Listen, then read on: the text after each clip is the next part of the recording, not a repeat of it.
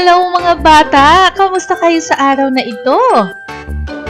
Alam niyo bang may panibago na namang kwento si teacher na ibabahagi sa inyo ngayong araw? Ang kwentong ito ay nagnanais na matukoy ninyo ang letra at tunog ng letrang E. Siyempre, kasama na ang mga bagay na nagsisimula sa tunog na E. O paano? Halina kayo! Umpisahan na natin ang ating paglalakbay sa pagkatuto. Ella Elepante.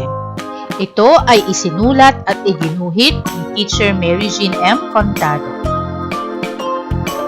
Ellang Elepante. Kilala niyo ba si Ellang Elepante? Si Ellang Elepante ay isang hayop sa gubat na may malaking tenga, mahabang ilong at malalaking paa. Malaki rin ang kanyang katawan, kaya't kapag siya ay naglalakad sa daan, napapahinto ang lahat. Minsan, sa kanyang paglalakad ay napasigaw siya ng "Eh!" Alam niyo ba kung bakit? Sapagkat nasaktan ng isa sa kanyang paa nang maapakan niya ang matalim na espada sa damuhan.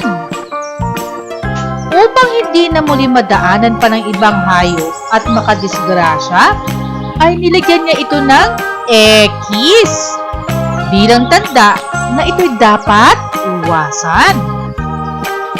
Maya-maya ay napatingala si Ella nang marinig niya ang malakas na tunog ng eroplano.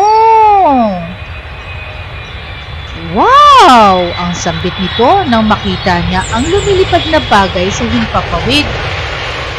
Sana makasakay din ako doon.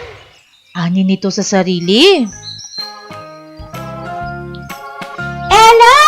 Ang tawag ni Karding Kuneho. Nais mo ba nito? Masarap at matamis ito. Sabay abot sa ensaymadang hawak nito. Maraming salamat, Karding. Walang anuman, Ella. At masaya nilang kinain habang sila ay nakaupo sa ilalim ng isang malaking estatwa ng lola ni Ellang Elepante. At dito nagtatapos ang kwento ni Ellang Elepante. O ano mga bata, nagustuhan niyo ba ang kwento natin ngayong araw? O sige, abangan niyo uli si teacher sa susunod nating kwentuhan.